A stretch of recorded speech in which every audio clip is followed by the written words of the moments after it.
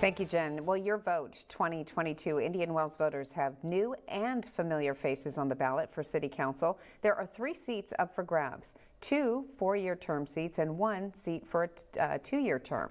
This year, the hot button issues are the Indian Wells Golf Resort, affordable housing, public safety, and city spending. News Channel 3's Tatum Larson talked with all 7 candidates about campaign tactics, the contentious issue of term limits, and their priorities for Coachella Valley's smallest city. The Indian Wells City Council race is anything but boring. 5 candidates are vying for 2 full-term spots. Incumbent Mayor Dana Reed, Topper Taylor, Douglas Hanson, Ivan Mode, and Bruce Whitman. Dana Reed, who's currently serving as mayor, is seeking a 3rd term and is against short-term rentals. Short-term rentals are horrible and cannot be tolerated. He says he is satisfied with the direction Indian Wells is taking regarding city financials, infrastructure, and crime rates. We're fine. We're in great shape. You've got nothing to worry about.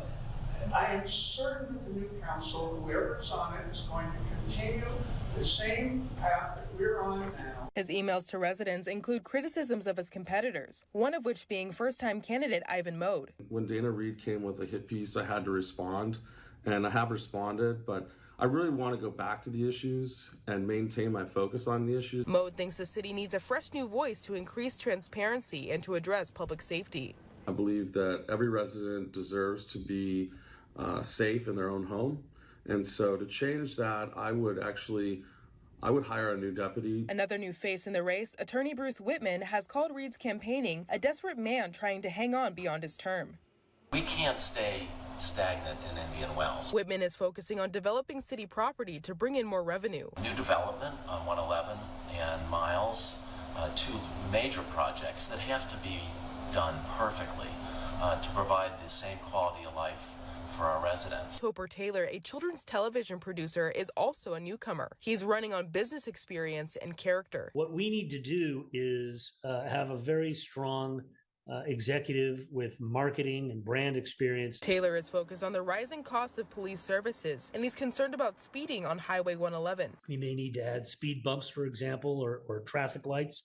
We need to probably add some more traffic patrolmen. Doug Hanson is campaigning on issues including affordable housing. We have a mandate from the state that we've got to create additional housing. Hanson, who has already served on the city council for 2 4-year terms, is back after a ruling that a law on city council term limits does not apply retroactively. They did it in a manner that attempted to preclude me and other former council members from ever running again.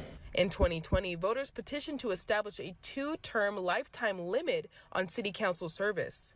Hanson, like Reed, would have termed out without that court ruling. That's also the case for both candidates running for the single 2-year seat this year, Ty Peabody and Ted Mertens. I would not be in this position had somebody else that was qualified chosen to run. Mertens aims to improve public safety in the Indian Wells Golf Course. It's a world-class golf facility, and I think that we can do some things that are golf-centric that will raise revenue. Importantly, there needs to be a much tighter control of the financial reports and the financial statements. After a couple of years off, Peabody says he's ready to finish what he started, including plans for new affordable housing units.